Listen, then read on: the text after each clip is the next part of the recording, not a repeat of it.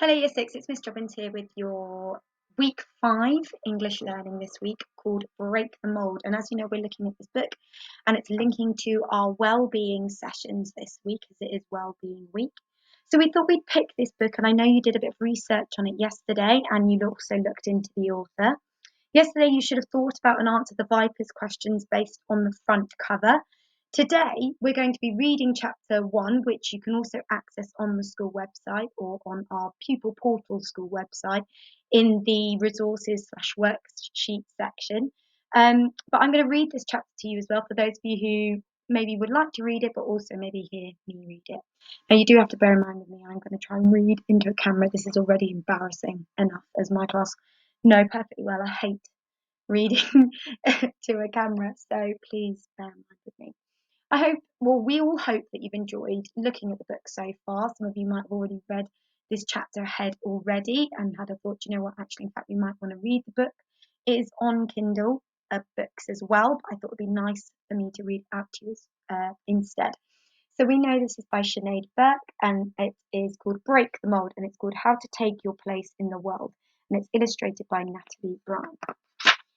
So, a very important book encouraging us all to celebrate as it does the uniqueness and gift of our own and others' differences, while recognising all of that which we share in common. So that's the President of Ireland actually speaking about this book. And as you can see, the book itself underlines really key important words that we need to use not only in our own work, but also when we are presenting and writing and talking about well-being. Words such as important and differences are really important.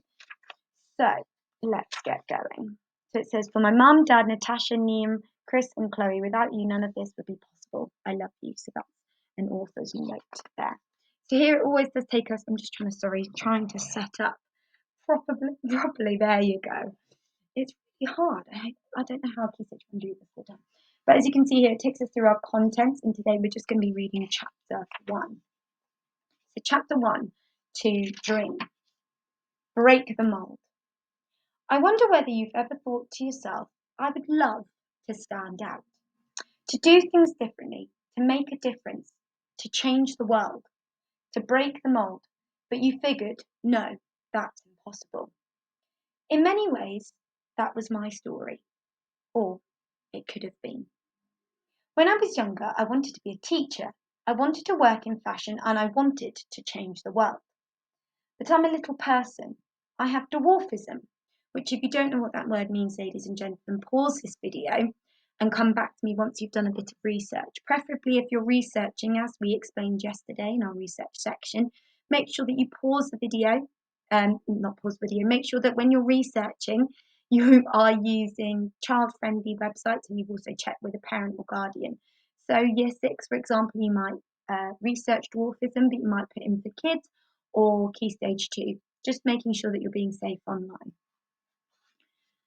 Dwarfism, which is a physical disability that means my arms and legs are a little bit shorter than most people. If you are researching, please make sure you pause it and come back to us. Growing up, there weren't very many teachers or writers or fashion designers or activists who were disabled like me. Not seeing someone who looked like me in the places I belonged to be meant that I used to think that my dreams were impossible. But from my earliest days, my parents encouraged me to believe that I could do anything that I dreamed of. They told me that I might have to find a different way to achieve my dream, but it wasn't impossible. Just because it hadn't been done before, it didn't mean that I couldn't be the first. I went on to become the first little person to be on the cover of Vogue, a monthly fashion and lifestyle magazine. I was the first little person to attend the Met Gala, a very fancy fundraising ball where lots of celebrities get dressed up in amazing costumes and outfits. I created the first little person doll and the first little person mannequin because when I was growing up, there were never any toys or shop mannequins that looked like me. I introduced the word for little person into the Irish dictionary and into the Irish Sign Language, and I'm the first little person to ever advise the President of Ireland. I'm part of a group of people called the Council of State, who he calls on whenever there is a big decision to be made. I was unable to fulfill my dreams. Now I was able to fulfill my dreams. Now I want to help you fulfill yours too. So, ladies and gentlemen, that was the first part of To Dream. I'm going to now continue on to Permission to Dream. Permission to Dream. If you'd like to pause this video before perhaps listening to Permission to Dream, please do. It shows obviously on our slide, I'm trying to fit this in here, on our slide, but also here in our book, it shows you how to actually spell dreams using sign language. So if you'd like to pause, maybe perhaps teach it to yourself and then come back to us. We'd love to also see some videos of you learning this. Now, as I said to you just a moment ago, if you would like to pause this video and maybe listen to this section again, you can always rewind back to it. If not, we will now move on to Permission to Dream. The act of making a dream a reality does not happen overnight. It takes time, effort, and perseverance. If you don't know what any of these words mean, please remember to pause at any time, go and research them, write them down, follow our Tier 2 spelling word rule identification of spellings, and then come back to me. Welcome back. I hope you have paused the video to look up some of those keywords, or also practice how to spell dream. So, it takes time, effort, and perseverance, but you can make it happen. You can discover and create your own dreams, and I want to show you how. Let's rewind a step back in time to my very first day of school. I was so nervous, we all were. I wanted to make friends and I wanted to fit in. I looked different from the other girls in my class. I was concerned that they might not know how to talk to me or what to say. I was worried that their nervousness might have meant that they wouldn't talk to me at all. I decided to introduce myself to put everyone at ease. So I told them a story about me. It was just a few lines. I practiced at home in front of the mirror and felt a mixture of fear and excitement. I walked into the classroom and everyone looked at me. They all wore the same clothes, a bright blue jumper, shirt, bow tie, and pinafore. If you're not sure what a pinafore is, perhaps you can pause this video now and come back to me and tell me, have a little research and then come back to me. Hello and welcome back. You might have researched what pinafore might mean. Please let me know. Send me on Class Dojo or send your class teacher a little video or note of what you now know what pinafore means. I wore them too, and in our uniform, I looked like the other girls, just smaller. The teacher told the class that I was their new classmate and asked me to say hello. It was my moment. Standing in front of them, I waved and smiled. I took a deep breath and said, "Hi, my name is Sinead. I'm 4 years old. I have achondroplasia. That's spelled achondroplasia. It means that I'm a little person and I can do most things just like you." It was not only my first day at school, but it was also my 4th birthday. The teacher had a look on her face that said she wasn't expecting a speech. It was the kind of look where an adult is trying their best not to smile, but they can't control it and a grin stretches across their face. The class shouted, "Welcome, Sinead," and overemphasized every syllable in my name. With so many voices, it sounded like Sinead. It didn't matter. I was part of the class. I would spend 8 years in the classroom with these girls, and already I felt accepted. I was one of them. They had made small changes to help me feel comfortable. At the back of the classroom, we hung up our coats, hats, and scarves on bright, colourful hooks. Mine was at the end of the row and much lower than the rest. The ability to hang my coat up on my own might seem trivial and unimportant, but it allowed me to be a student in the same way as everyone else. In my classroom, there were 30 spaces for children to sit, and every table and chair looked the same, wooden with red metal bars for legs. My seat was at the front of the room. My table and chair were identical to everyone else's, but smaller. The legs had been shortened, and they were just the right height for me to be able to sit down without using a footstool or without having to ask anyone for help. And here there's been a beautiful illustration made as well. And as you can see throughout the book, there are a load of illustrations running throughout as well. It's really lovely. I loved school. In the classroom, it seemed anything was possible. There was a playhouse nestled in the corner, and inside there were costumes and lots of accessories. I remember spending hours dressing up, sometimes as a doctor wearing a white coat over my uniform with a stethoscope around my neck, other time wearing a chef's hat and jacket, and every now and then wearing a hard hat and a high-vis jacket like a construction worker. I loved to play, dream, and imagine all the possibilities of who I could be and what I could do when I left school. Then I would zigzag from the playhouse to the classroom library where I'd run my fingers along the spines of the books. I loved turning the pages and escaping to a different world, learning about princesses and princesses, countries and cultures that I could only dream of experiencing. It was bliss. The first day I didn't want school to end. When the bell rang for us to go home, I left the classroom dragging my feet, my school bag, and everything else, desperate to spend a few more minutes there. I had made my mind up. Bursting out the school doors, I told my parents that I wanted to go to school forever. When I was old enough, I wanted to be a teacher. They didn't hesitate, not for a moment, smiling brightly. They both looked at me and said, "Great." I often wonder how my mum and dad felt at that moment. They had worked with the school to create a coat hook and my table and chair at a smaller height. Already it was obvious that the classroom wasn't designed for a little person as a student. So could a little person be a teacher? It would be difficult to reach things, to see all the children, and as none of my teachers looked like me, maybe that meant it was impossible. Maybe I couldn't be a teacher. My mum and dad were calm, but I wonder if they were thinking about this and asking themselves these questions. As you can see here, it says the words.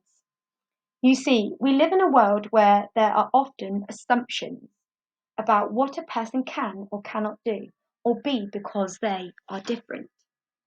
When there are no role models or people who look like you already achieving your dreams, it's easy to think that your dreams are impossible, but that's rarely true. When I told my parents that I wanted to be a teacher, they didn't accept those biases, which are assumptions about what or how something should be. My mum and dad gave me the permission to dream. My life might have been different without that moment because sometimes all you need is someone to believe in you. That someone could be a parent, a grandparent, a brother, a sister, a cousin, a friend, a teacher even. Or it could be you believing in yourself. We all need someone to tell us that our dreams are possible and to remind us how brilliant and unique we each are.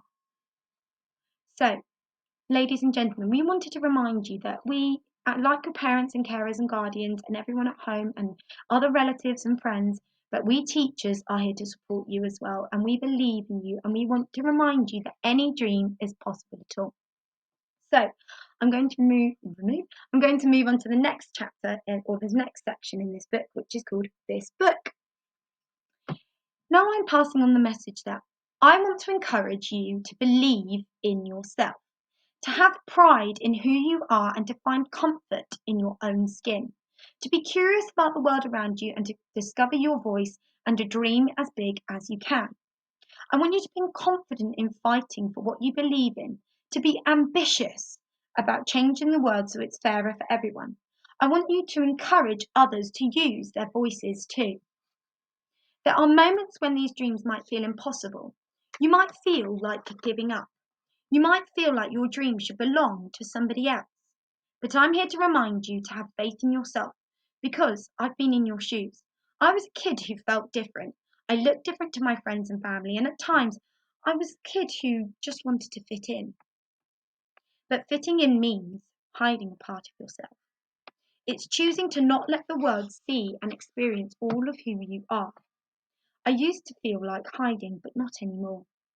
I've learned to be proud of who I am, to not be afraid of what others might think, and to dream enormously big. And you can too. I'd like to tell you something that I've learned. The impossible is possible. So here she shows, I'm going to try and make sure that I can fit into the screen here, as you can see here. It said the list of dreams, and it provides here her list of things, which I'll take you through in just a moment. So, from a young age, I kept a list of dreams and ambitions. Throughout this book, you'll read some of my stories and the moments where so many of my dreams have come true. You'll learn about some of the people who've inspired me, and I'll introduce you to lots of amazing people you might not be taught about in school. So, what's on your list?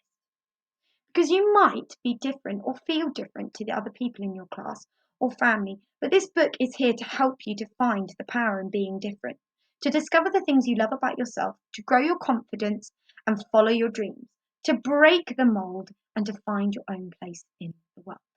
So here you can see an example of Sinead's list. So hers includes dreams and ambitions. Hers includes to write a fashion blog, to stand up and with others, to attend the Met Gala, to use her voice, to be a teacher, to find friends, model on the cover of Vogue, which is that magazine she mentioned, as well as that it's to make a difference and to change the world. So she says here, no one else has to see if you don't want them to. Or you could share with your family and friends and encourage them to write a list too. So it now says now is your turn. So perhaps using this model that I've just read out to you, perhaps you can now grab your own piece of paper. Maybe you want to lay it out like she's done and write dreams and ambitions in the middle and create your own list of things that you'd like to do in the future.